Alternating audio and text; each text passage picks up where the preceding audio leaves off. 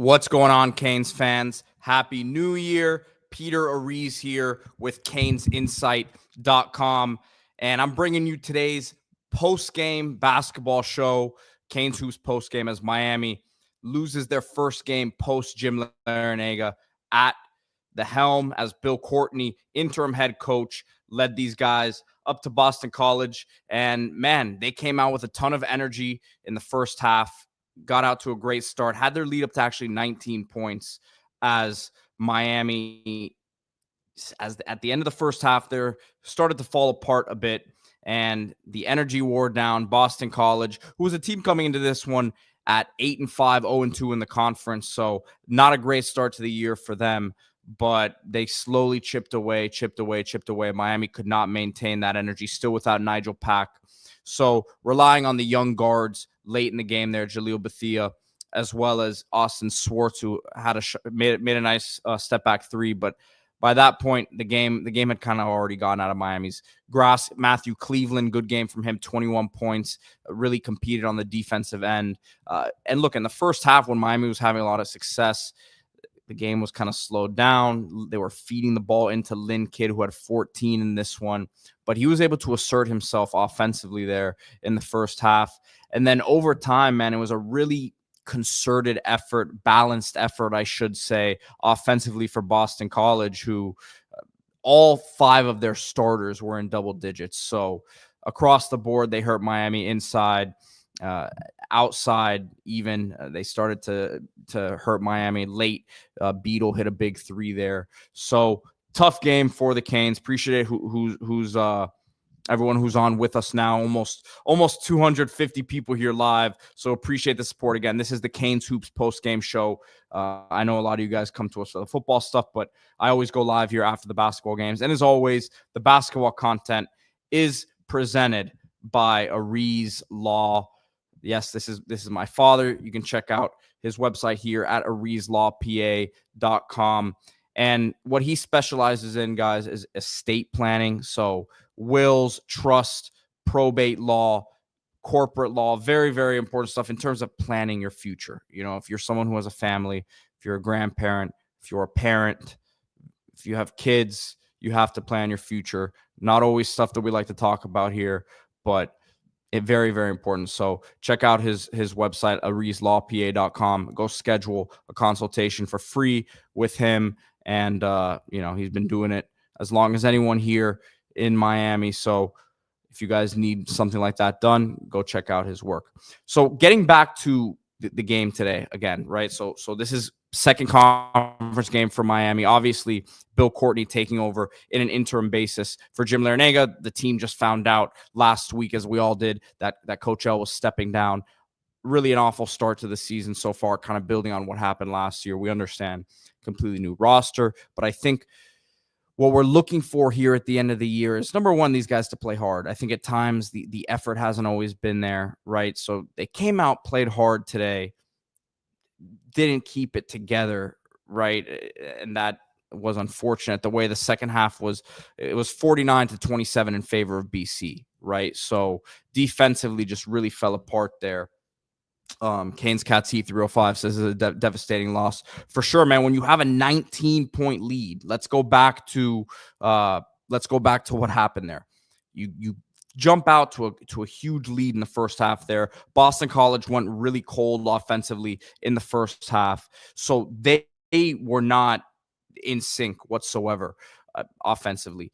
You take advantage of it. You build up a 19-point lead, but then, man, second half there, that defense was really, really porous. You saw Miami pressure them in the first half. I don't know if they just didn't have the legs to do it later in the ball game there, but yeah, man, it was a tough game to watch. Brandon Johnson really struggled from the floor. 0 for 7 today, 8 rebounds. So you need that size in there with Lynn Kidd, who had a good game with 14 points, like I said, but 0 points for Brandon Johnson, man. And he's been a disappointment this year. 0 for 3 from 3, and a guy who shot high 30% range, close to 40% at ECU, and shot a good amount of threes over there. So just hasn't been able to find his rhythm. Near the basket, too, had some looks that, whether it should have been foul calls or not, he wasn't able to finish through contact. So I still have hopes that he can get this thing going. But all right, we're now here in ACC play, so things have to change quickly for him. Divine Ugochukwu had some really good moments taking it to the hoop, had 2 or 3 possessions in a row where he took it right to Boston College guard Luka Taves, who had a nice today. Did some little things here and there, but has had a nice start to the season. A guy who has a lot of energy out there, can really handle it, distribute. But Divine was taking it to him. So, and I also have to mention, guys, the other guy who had a tough game out there was Jalen Blackman. 0 for 5, 0 for 3 from 3.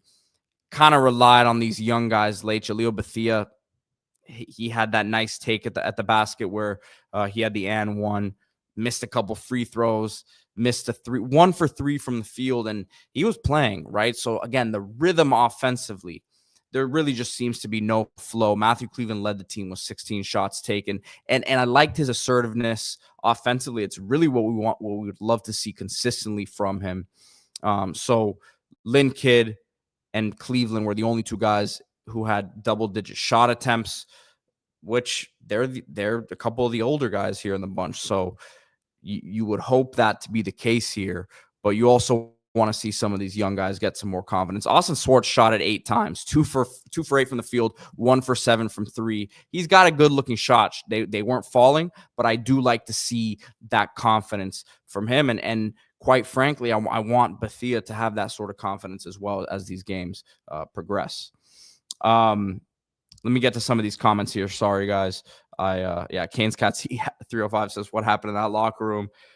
Look, man, I would love to know. I mean, at the end of the day, shots. Let me see if I can pull up the splits from half by half here. I don't know if it gives me that in terms of shooting percentage, but Miami shot 39% from the floor in this game, 21% from 3. 5.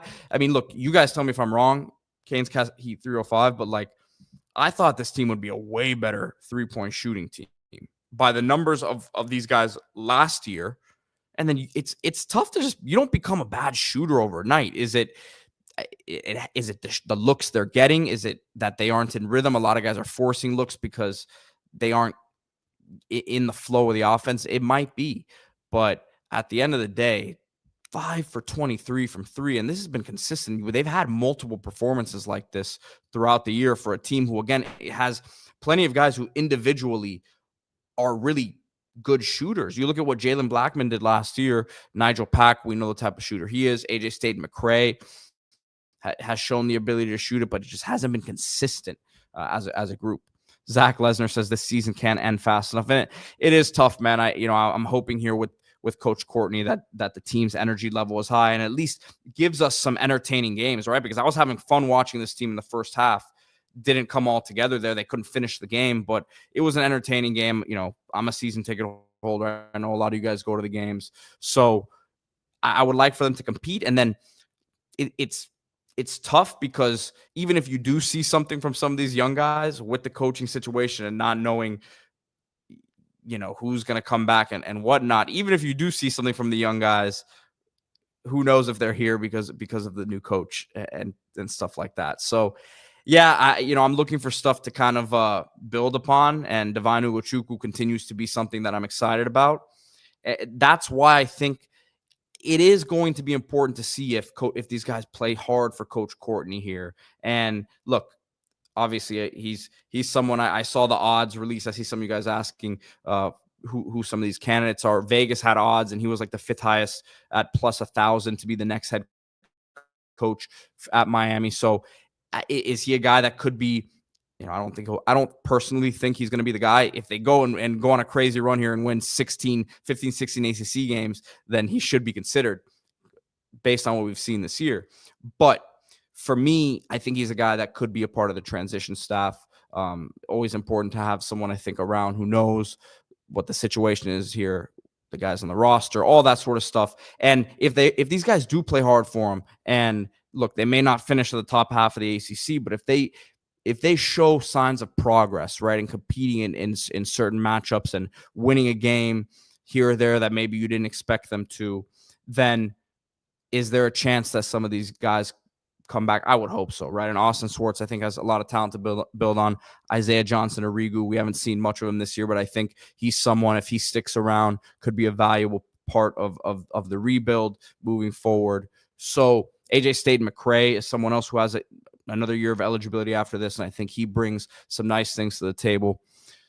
So that's what we're looking for here moving forward. Again, today, disappointing. You got to be able to hold on to a 19-point lead. You just have to.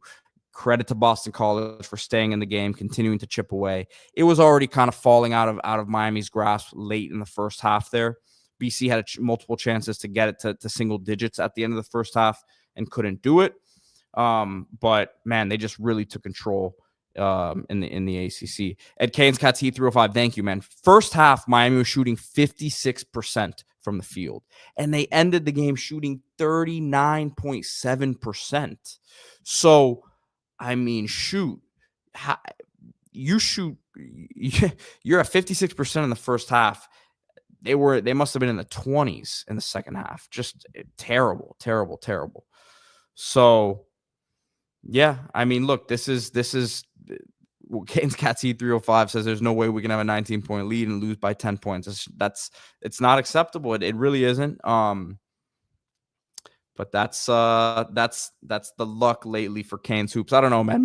Maybe our program sold its soul when we made the back-to-back runs there, Elite Eight, Final Four, and this is what we get, right? So unfortunate, man. And that's again, that's what it's been. Let's hope we can hold on to some good things here moving forward. We're behind Coach Courtney and the staff right now. Obviously, they weren't expected to be put in this situation at this point of the season.